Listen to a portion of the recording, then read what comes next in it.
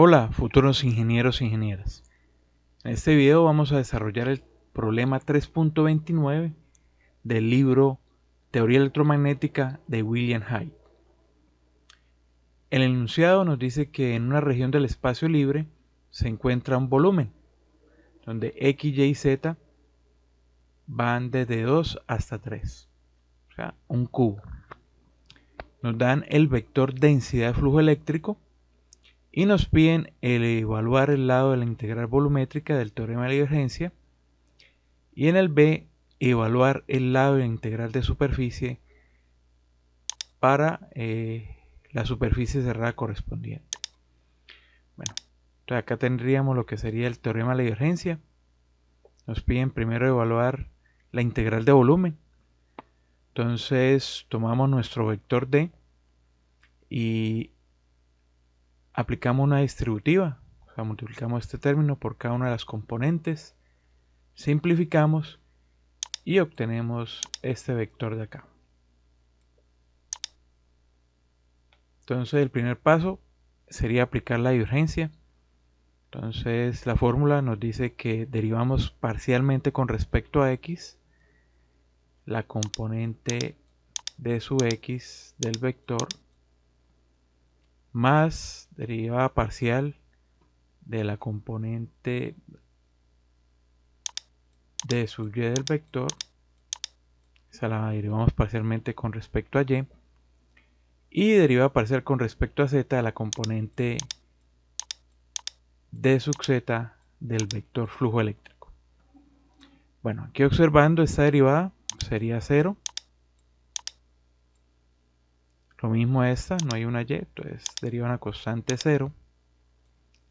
Y nos queda esta derivada.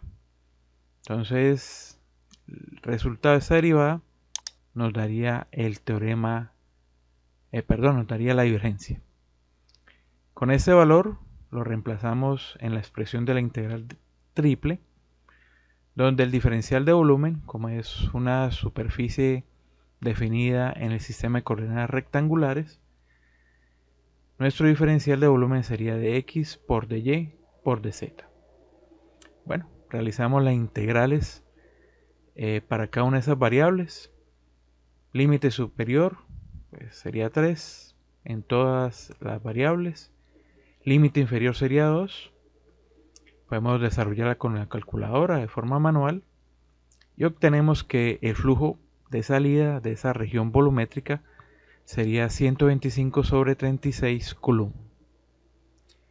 Ahora nos piden desarrollar el lado de la integral de superficie. En ese caso, como es un cubo, pues vamos a tener 6 superficies, por lo que vamos a tener también 6 integrales de superficie. Entonces, dependiendo de la cara que se analice, vamos a tener 2 diferenciales y un vector unitario. Entonces, por ejemplo, para la cara frontal, está acá. Si observamos desde este punto, pues veríamos que variaría solamente la coordenada en y la coordenada en z. Correspondan los ejes y z. Y el vector unitario es un vector normal a esa superficie, ortogonal, forma 90 grados. Y bueno, sería o apuntaría hacia x positivo. Sería su x. Por ejemplo, la tapa. Entonces tendría una variación de x de y la normal estaría apuntando hacia sub z. También vamos a tener unas cantidades constantes dependiendo de la cara. Entonces, por ejemplo, de nuevo la cara frontal estaría en el plano x igual a 3. La posterior sería x igual a 2. La tapa de ese cubo pues estaría en x igual a 3. La base en x igual a 2. La tapa lateral derecha estaría en y igual a 3. y la tapa lateral izquierda en y igual a 2.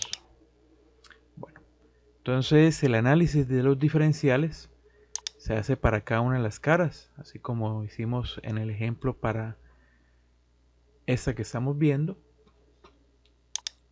Y bueno, de ese análisis obtenemos cada uno de los diferenciales para las caras. Cara frontal, cara posterior, tapa, base, cara lateral derecha, cara lateral izquierda. Entonces, como habíamos visto, la deducción para la cara frontal sería de y de z con x constante igual a 3. Y para la cara posterior pues serían los mismos diferenciales, solamente que el vector unitario apunta hacia la dirección menos a sub x. Lo mismo para las otras caras. Acá la pueden ver, los diferenciales y cuáles valores son constantes. Entonces procedemos a hacer el producto punto entre el vector densidad de flujo eléctrico y el diferencial de superficie. Entonces, haciendo el producto punto se nos van a eliminar dos componentes de ese vector D y solamente nos va a quedar una. Entonces, acá tenemos el resultado. Los límites inferior de cada una de las integrales pues va a ser igual a 2 en todos los casos y el superior va a ser 3. Lo único que cambia, bueno, sería dependiendo de los diferenciales que tengamos acá. Tendríamos acá ZY o YX o ZX. Bueno, haciendo el producto punto, pues hay que tener en cuenta el signo de los vectores unitarios que son negativos. Entonces al multiplicarse, por ejemplo, menos por más nos da menos y bueno, el resultado daría negativo. Lo mismo pasa acá en Z, en este producto punto, menos a sub z por menos la componente del vector, pues queda positivo. Acá en esta parte, pues la dirección es positiva, por el signo de la componente, pues queda negativa.